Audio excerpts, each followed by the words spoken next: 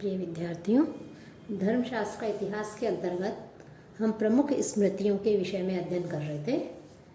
उसी श्रृंखला में आज हम नारद स्मृति का संक्षिप्त परिचय प्राप्त करेंगे कि वैसे तो भारतीय जो धर्म है उस भारतीय धर्म का मूल वेदों को माना जाता है और जो शास्त्रकार हुए हैं उन्होंने उन वेदों को शब्द ब्रह्म भी कहा है।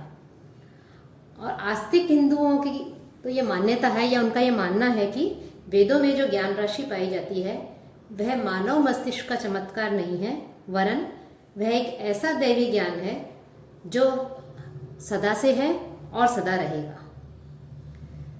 कि मानव सभ्यता का जो आदिकाल था उस आदिकाल में योग शक्ति संपन्न ऋषियों ने दैवी अव्यक्त नाद की तरंगों को आकाश में लहराते हुए देखा और उनसे जो शब्द बने उन्हीं से श्रुति का आविर्भाव हुआ और ऋषियों ने विश्व कल्याण की भावना से उसे इस जगत में प्रसारित किया। अब वेदों में जिन विषयों का वर्णन हमें मिलता है, जितने विषयों का वर्णन मिलता है, वह प्रायः संक्षेप में और सूत्र रूप में हमें वहां प्राप्त होता है। और वैदिक ज्ञान का अनुभव रखने वाले जो ऋषि थे उन ऋषियों ने उस ज्ञान को जो है अपने शिष्यों को कंठस्थ करवा देते थे। अर्थात उस युग में लिखने का प्रचलन नहीं था। जो शिष्यगण थे वो जो कुछ आचार्य के मुख से सुनते थे उसे कंठस्थ कर लेते थे, इसीलिए वेदों को श्रुति कहा गया है। और वैदिक ज्ञान का अनुभव रखने वाले ऋषियों ने उसे ऐसे बीज रूप में प्रकट किया कि जिससे उसको स्मरण रखना संभव हो सके। इसके पश्चात उनके विभिन्न अंगों का विकास होता गया और विस्तार होता गया। ज्ञान विज्ञान की अन्य शाखाओं जो थी उन शाखाओं के ग्रंथों के द्वारा अनेक जो है वो शाखाएं विकसित हुई, जैसे उपनिषद, दर्शन, स्मृतियां, आयुर्वेद, ज्योतिष आदि। इसमें जो स्मृतियां हैं उन स्मृतियों का उद्देश्य मनुष्यों को आचार, व्यवहार और व्यवस्था की शिक्षा देना था।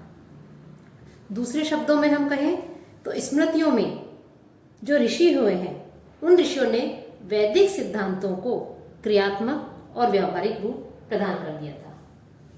तो इस प्रकार से जो स्मृतियां हैं, इन स्मृतियों के अंतर्गत ये धर्म का रहस्य, मूल आधार और महत्व का ज्ञान जो है वो प्राप्त किया जा सकता है।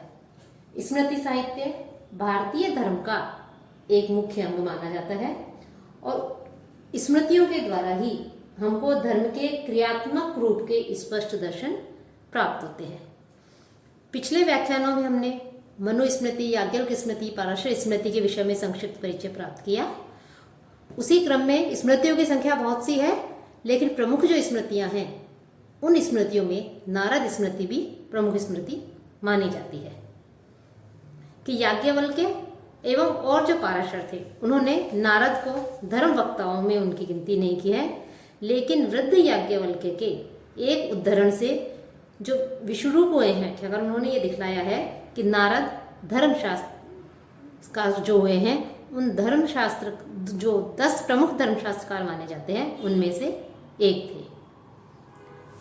कि और नारद स्मृति जो है उसके में प्रारंभ के 3 अध्याय न्याय संबंधी जो मिलते हैं, उसमें न्याय संबंधी विधि अर्थात व्यवहार मातृका तथा न्याय संबंधी सभा के ऊपर हमें उसमें वर्णन मिलता है।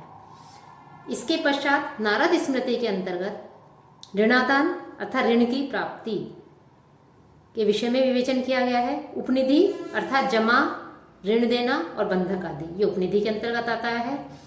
संभूय समुत्थान अर्थात सहकारिता, दत्ता प्रदानिका अर्थात दान देना एवं उसका जो है पुनर्ग्रहण, इसका विवेचन हमें मिलता है। अभ्युपेत्य अशुश्रूषा, वेतनस्य अनपाकर्म अर्थात वेतन का नहीं देना, अस्वामी विक्रय अर्थात बिना स्वामित्व के विक्रय, और विक्रिया संप्रदान अर्थात बिक्री के उपरांत उसे नहीं सौंपना, साथ ही प्रीतानुशय और समस्या न पाकर्म अर्थात निगम श्रेणी आदि की परंपराओं का विरोध भी हमें से मिलता है। सीमाबंध का विवेचन किया गया है अर्थात सीमा निर्णय के विषय में हमें इसमें विवेचन मिलता है। स्त्री पुंसयोग अर्थात वैवाहिक संबंधों के विषय में भी इसमें वर्णन किया गया है। दाय भाग का विवेचन है अर्थात जो संपत्ति है उसका किस प्रकार से जो है विभाजन किया जाए, वसीयत का निर्धारण कैसे हो, वसीयत कैसे किसे दी जाए, इस प्रकार का इसमें वर्णन है। साहस अर्थात बल प्रयोग से उत्पन्न जो अपराध, जैसे हत्या वगैरह है, डकैती है आदि अन्य अपराध है, उन अपराधों के का इसमें वर्णन है। वाक् पारुष और दंड पारुष्य, इसका भी इसमें नारद स्मृति में विवेचन मिलता है। साथ ही ये जो नारद स्मृति में साहस प्रकरण जो है, वो साहस प्रकरण का इसमें वर्णन किया गया है कि हम जब इस नारद स्मृति का अध्ययन करते हैं तो उससे ये स्पष्ट होता है कि इसके जो 18 प्रकरण हैं, उन 18 प्रकरणों में जो नारद है, उन नारद ने मनु स्मृति से जो है वैसे की वैसे अर्थात ज्यों का त्यों जो है उन्होंने कुछ वहां से विषयों को जो है ग्रहण कर लिया है, लेकिन कहीं कहीं कुछ नामों में कुछ अंतर वहां पर हमें दिखाई देता है।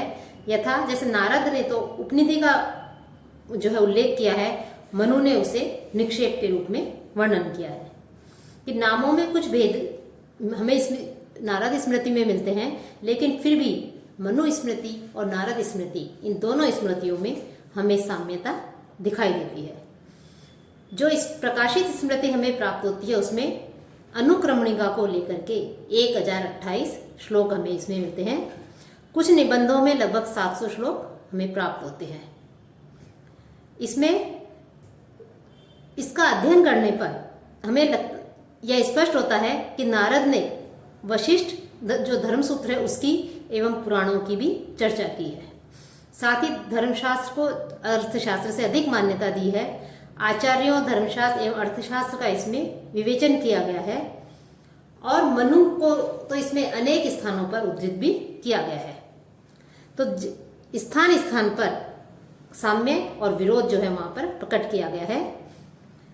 कभी कभी तो नारद स्मृति को मनु स्मृति पर आधारित मान लिया जाता है। नारद स्मृति में महाभारत के कई श्लोक भी हमें उसमें मिलते हैं और कौटिल्य और नारद में कुछ स्थानों पर साम्यता भी पाई जाती है। संभवतः नारद स्मृति याज्ञवल्क्य स्मृति के बाद की रचना है कि याज्ञवल्क्य स्मृति में दिव्य के केवल 5 प्रकार बताए गए हैं, लेकिन नारद स्मृति में 7 प्रकार में बताए गए हैं। बहुत सी भिन्नता भी हमें मिलती है, जो नारद को याज्ञवल्क्य के बाद का स्मृतिकार सिद्ध करने में उससे में सहायता मिलती है, सहायता प्राप्त होती है।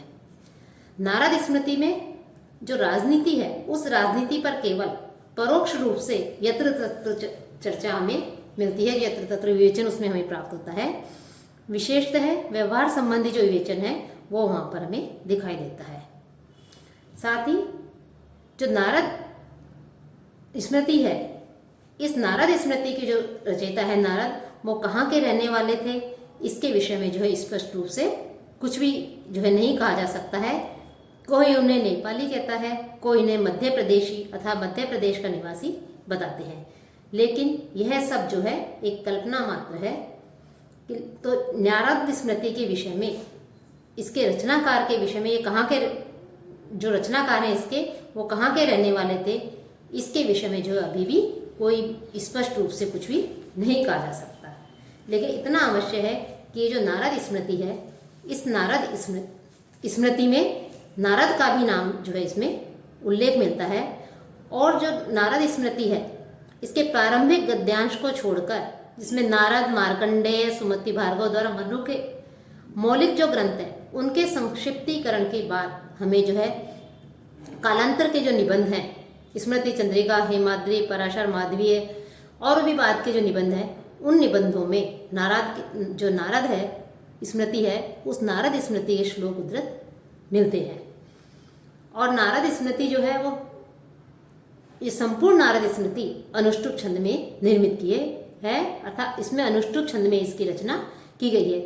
केवल दूसरे अध्याय का जो 38वां श्लोक है उसमें एवं सभा के अंतिम छंद को छोड़कर संपूर्ण स्मृति जो है वो अनुष्टुप छंद में रची गई है।